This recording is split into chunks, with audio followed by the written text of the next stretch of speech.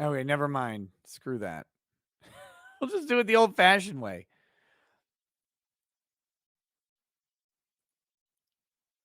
Okay. All right. I hope you guys like you know. Here we go. It's only like 7 seconds long. What? What? Oh, what are you doing? Don't get in a fight on the street. This is legal advice. Do not get in a fight on the street. Here, we'll do it one more time.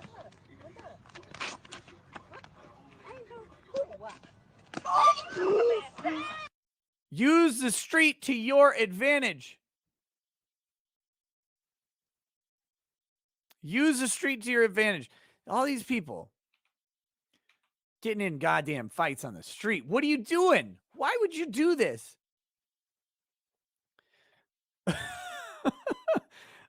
So to put that in a legal context, looks like mutual combat depends on the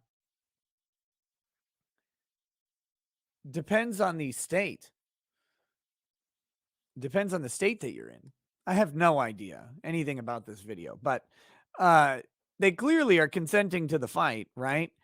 But then I don't know if this is men or women. I have no idea anything about these people involved in this, other than they have some questionable posture. But yeah, that's how you die.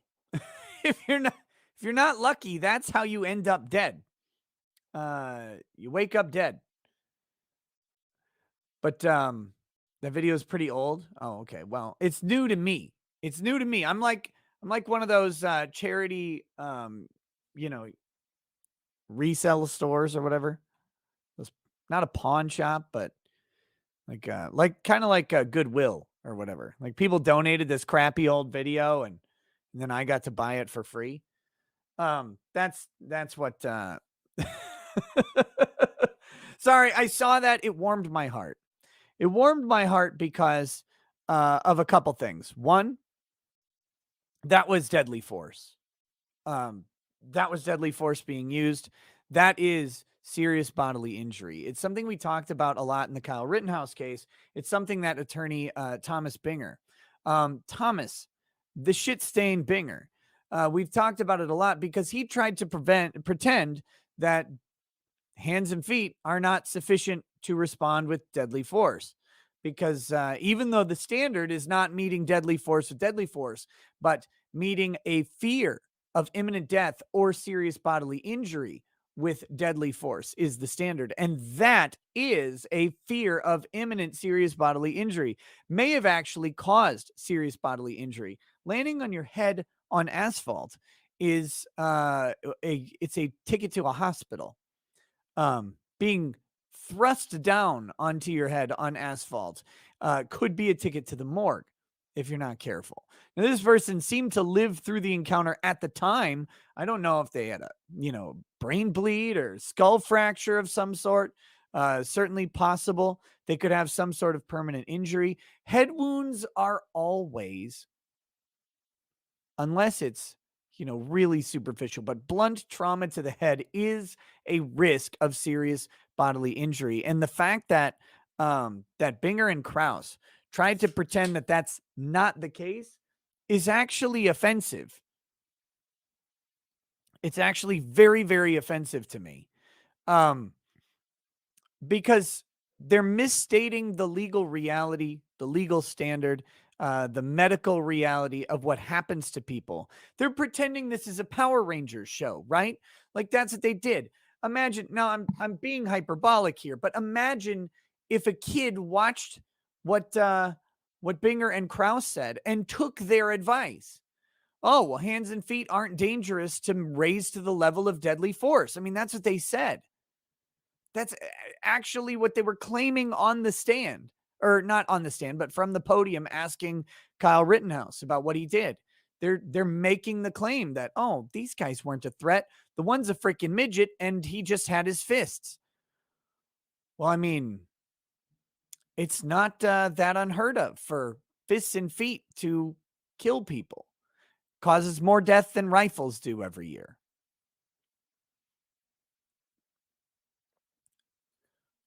Why do you spam?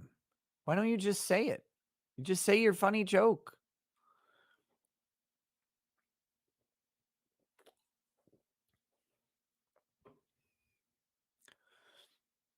Tuna says, you need to elaborate, bro. At what point does that become deadly force? The moment the fisticuffs begins, or when the pile driver is engaged? Please respond because this is legit. Now, this is, we don't know what happened before this, but it doesn't appear that either party is in fear of imminent death or bodily harm at the time that this fight starts, right? They're not a serious bodily harm, I should say.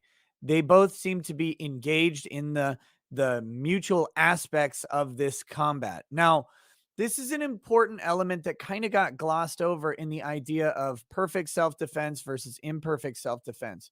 But perfect self-defense involves two different factors.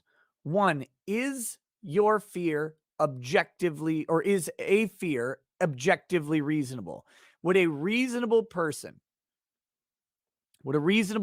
in this scenario reasonably fear imminent death or serious bodily injury? The second part of it, and this is a critical element, is that you must be subjectively afraid as well. Like, if a reasonable person would be afraid, but you're a big, badass, tough guy, so you're not afraid, then you can't meet the self-defense standard. Kyle on the stand had to say over and over and over, I was in fear. I was afraid they were trying to kill me. I did what I had to do to stop the threat, to be safe, to save myself from the danger. I did it until the threat ended. These are all variations of things that he said.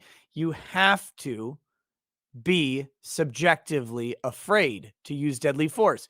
If you're not afraid, and this isn't a fair, fully logical conclusion, but it is the legal conclusion. If you're not afraid, then you're possessing enough malice or indifference towards human life to use deadly force when you don't believe it's reasonable subjectively, because they have determined that the only legally acceptable standard is reasonable fear, if that makes some sense.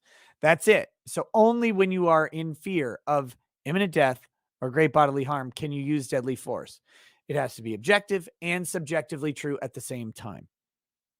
So in this case, that person maybe could argue that they became in fear while they were upside down, careening face first at the pavement. Maybe they could do that. Obviously, that didn't happen. In this case, they just ate pavement quickly. No time to really react. But of course, this situation, though, there's a mutuality of what's going on.